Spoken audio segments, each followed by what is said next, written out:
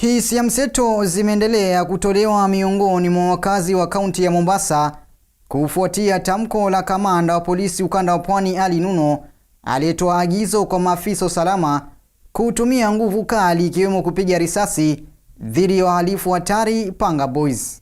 Crime doesn't obey, we are coming for you.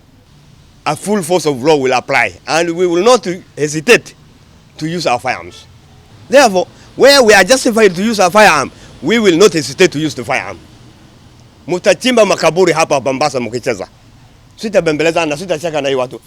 Wakazi waliozungumza na runinga hii wameeleza maoni tofauti, baadhi wakiunga mkono hatua hiyo wakisema inalenga kurejesha usalama na kulinda maisha ya raia, huku wengine wakionya kuwa agizo hilo linaweza kukiuka haki za binadamu iwapo halitatekelezwa kwa uangalifu.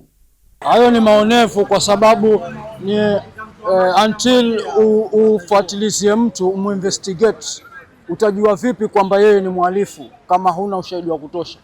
Kwa maoni yangu, kupitia ile ruhusa mkubwa alitoa, ni ruhusa poa na ni sawa kabisa kwa vijana, manake ni vijana wanahangaisha wazee, huenda ni wazazi wao. Nakuta amekata mzee mzima mkono juu ya kitu, amempokonya kitu na amuachi bila mkono, anamkatakata mapanga kichwa, miguu. Sasa ukikata mtu hivyo panga mitaani, wa vijana mapanga hawa kwa kweli wamesumbua kwa muda mwingi sana. Sasa hata imefikia wakati ambao naona bwana Regional amri yenye amepeana naona si mbaya. Kauli hizi zinajiri baada ya video inayosambaa mitandaoni kuonyesha mhudumu wa duka eneo la Mtwapa akivamiwa na genge la vijana waliojihami kwa panga na silaha butu wakimshambulia.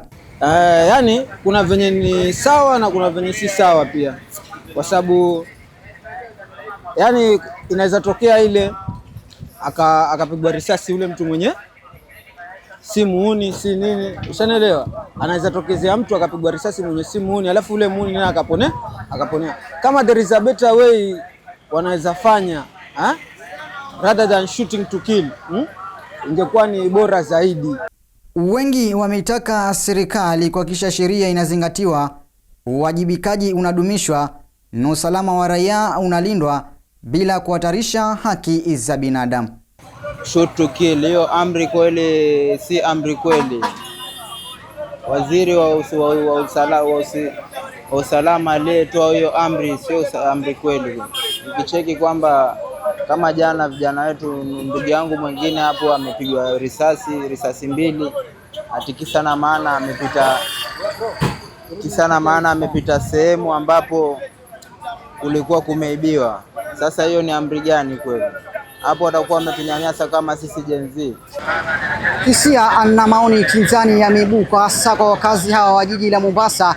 Hii ni baada ya amri kutoka kwa kamanda wa polisi eneo hili la Pwani Ali Nuno kutoa amri ya moja kwa moja kupambana na genge la wahalifu, hususan wale wanaofahamika kama Panga Boys.